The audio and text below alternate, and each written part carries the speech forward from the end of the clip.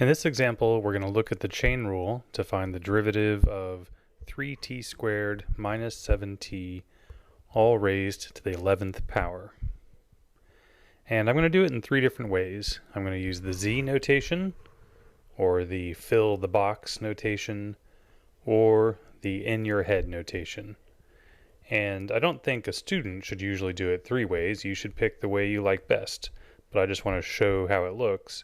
And it may help even if you use like the z notation to look at one of the other ways. It might help you see where z goes.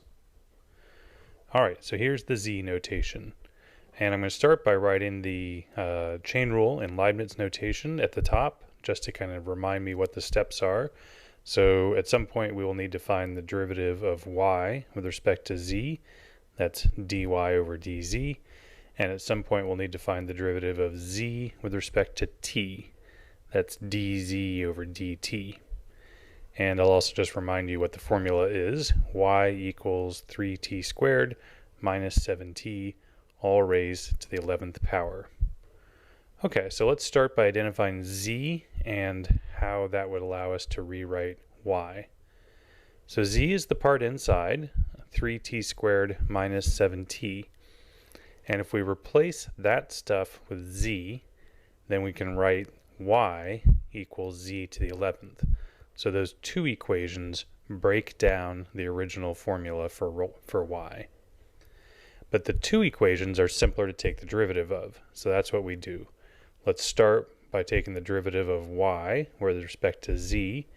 So the 11 comes down in front, and then we subtract 1 from the power. So it's z to the 10th.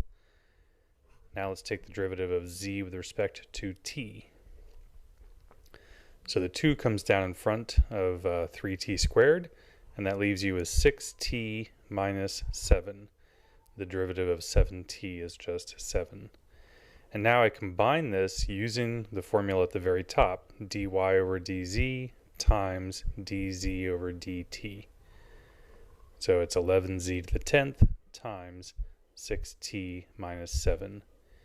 Now my final step is just going to undo the substitution we started with by replacing z with the original 3t squared minus 7t. And that'll be my final answer. 11 times 3t squared minus 7t raised to the 10th power, all times 6t minus 7. Okay, now let's do what I call fill the box notation.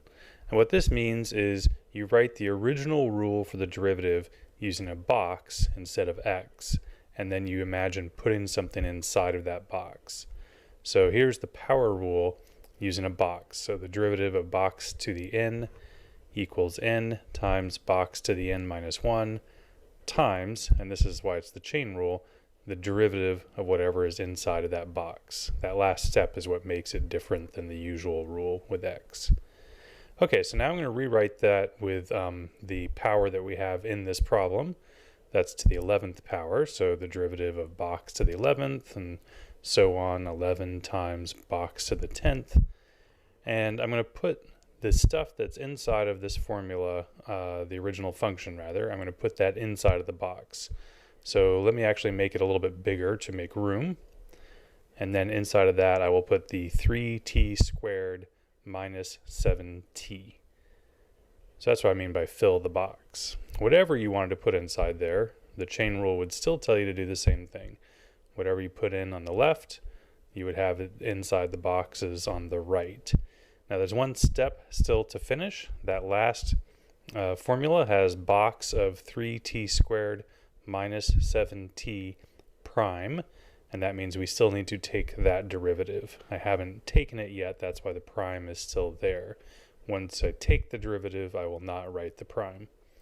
Okay, so one more step, I'll write that out, and you have 11 times 3t squared minus 7t to the 10th times 6t minus 7. We're at that last step.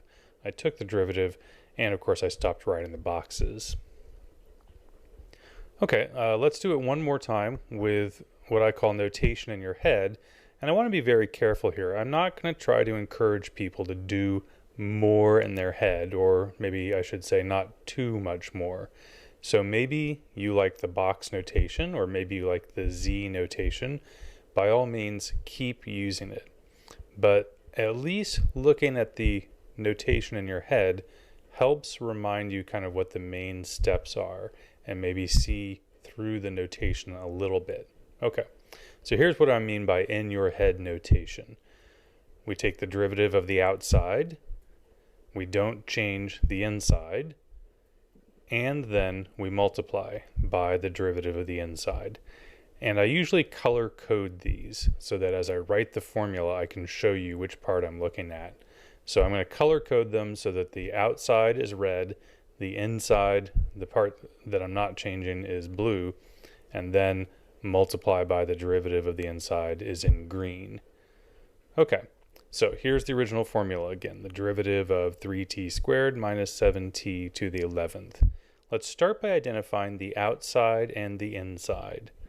So the outside is in red, that's the parentheses to the 11th power, and the inside is in blue, the 3t squared minus 7t. So let's see, I should start by taking the derivative of the outside. Okay, I'm going to write that with an equals sign, equals, and then the derivative of the outside would be the derivative of parentheses to the 11th. So the 11 comes down in front, and then I subtract 1 from the power. That's the derivative of the outside. The next step is don't change the inside. So what I mean by that is on the right hand side where I'm doing my work, I'm going to write the inside, but I won't change it. I'll just rewrite it there, copy and paste. So 3t squared minus 7t is still on the inside. And then I should multiply by the derivative of the inside. So that's multiply by 3t squared minus 7t prime. And again, the prime is telling me I still need to finish taking that derivative. It means the derivative, but I haven't shown yet what that is. So of course I need one more step, and it's 6t minus 7, as we knew it would be because of course we've done it twice already. So that's the end. I hope that you pick whichever notation you like best. But even if you're using the Z or the box, that the colors here kind of help you see which parts go where.